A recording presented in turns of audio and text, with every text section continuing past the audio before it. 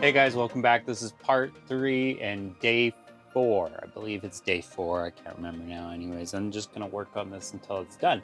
Okay, I came up with a solution to resolve my water issue. And my mom went and picked these up for me. Thank you, Mom, and happy birthday. This is awesome because I have 2 now, whereas before I had 1. In literally the same amount of space, or about the same amount of space, because some of it was going to be wasted. So I'm going to have 1 mounted here like so, and then the other one is going to come mounted up here like so. I only need 1, and the other one is too long to fit in and is too tall to fit in between these 2 bars, so I figured we'll go straight up. And then when one is empty, we'll pull it out. We'll put the full one in here, and then we'll put the empty one up here. And that is literally 2 weeks of water for myself personally. Now, as you can see, there's nothing here. It's just a hole. There's nothing there.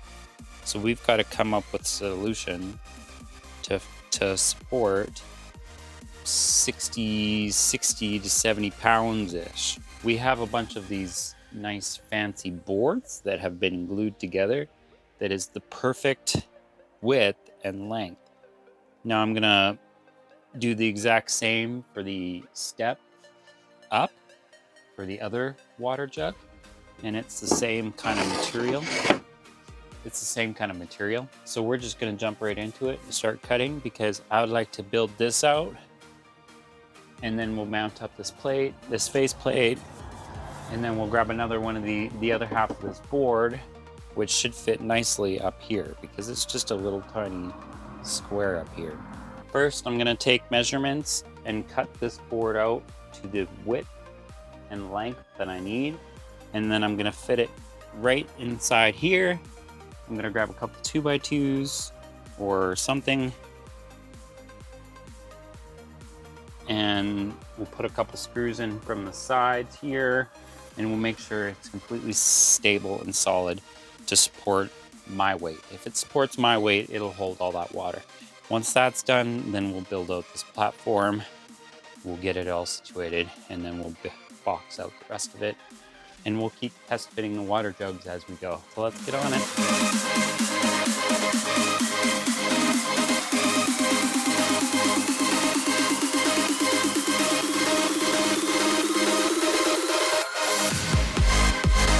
Once I finished cutting it, I went and stained it with some water seal. Once that was drying, I went ahead and mounted the face plate with the light switch.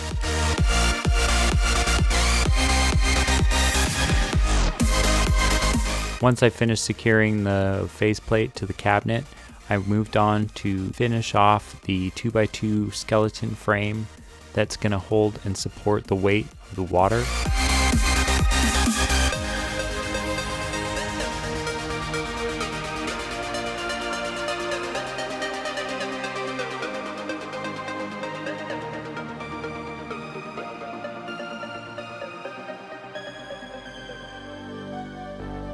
Fill me out with your smile, like the sunshine brings the light.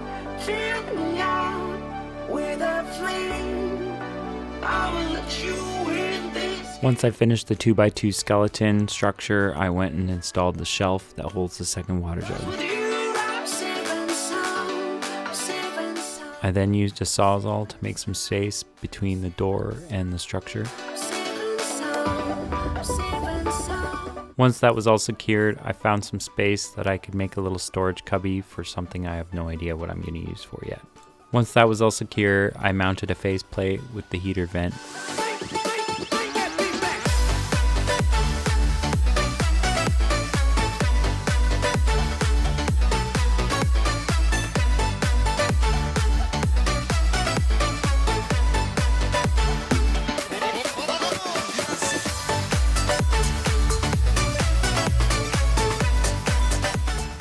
Okay, this is what I've got going on so far. I've got my little countertop here, I've got my 2 water jugs situated and ready to go. I just need to get like a metal bar to go across. I'll figure out how to mount that so that it can stay and hold all that weight. I'll also have to make sure that this one doesn't bounce around too much because it's still kind of loose. I'll probably end up putting another 2x2 in here just to give it a little bit more structure and something to, you know, hold it instead of it just bouncing around. But other than that, it's looking like it's pretty good. I've got a few like random spots that I'm not quite sure what to do with. I mean, I can just put like a piece of rope or a hook, a couple hooks, and I can put like a can of, I don't know, peanuts or 2 in there. I don't know. So there's a few random spots that I can stuff things into, like cubbies, that I haven't quite figured out exactly what I'm gonna do with yet.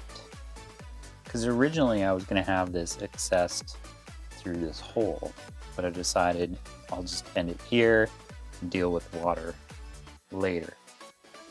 But, you know, you only can get planning so far ahead until you realize, oops, I made a mistake. But it's not a super terrible mistake. It's still a oversight. So it's looking good. Other than that, I've mounted these plates, the face plate on here and the end plate. They're both Varathane. They look nice. I'm happy with them. This one's got a really dark knot sticking out and it looks fantastic. Kind of like that look. I've got my fuse panel mounted and I've got one thing hooked up, the Max Air fan. I did it before I mounted this plate because I wasn't sure exactly where I was going to mount it inside this little area.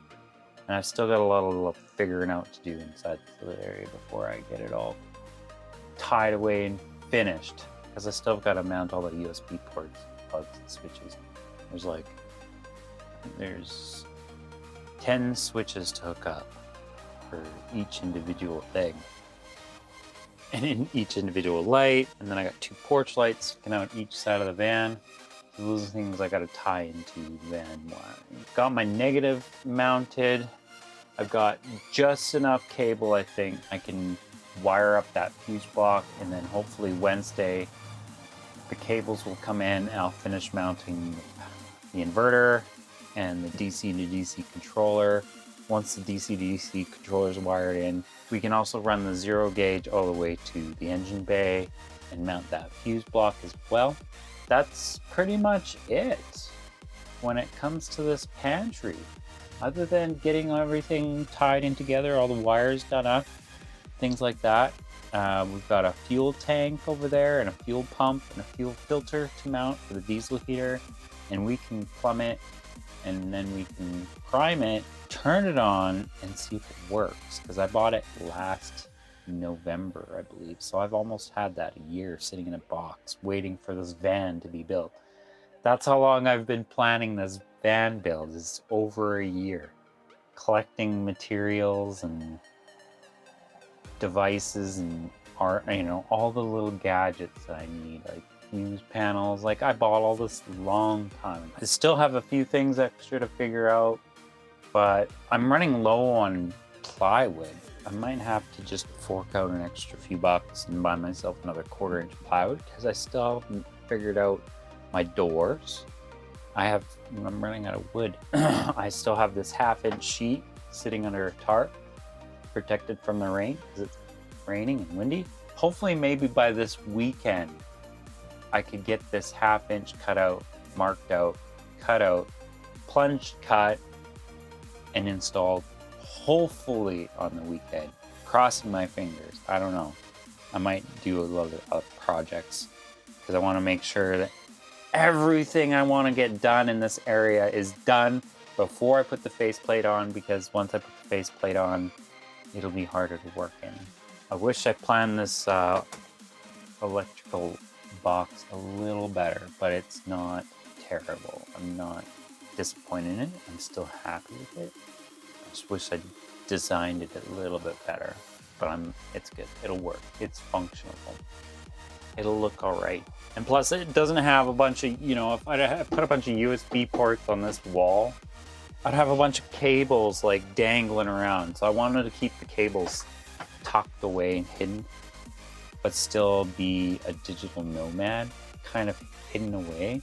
Like, I don't want a bunch of electronics hidden, like visible when I'm out camping and somebody looks in my van and goes, oh, well, it kind of looks like shit, or, you know, I don't see many electronics. I don't see much laptops, like things like that. I don't want it all visible. I want all that stuff hidden away.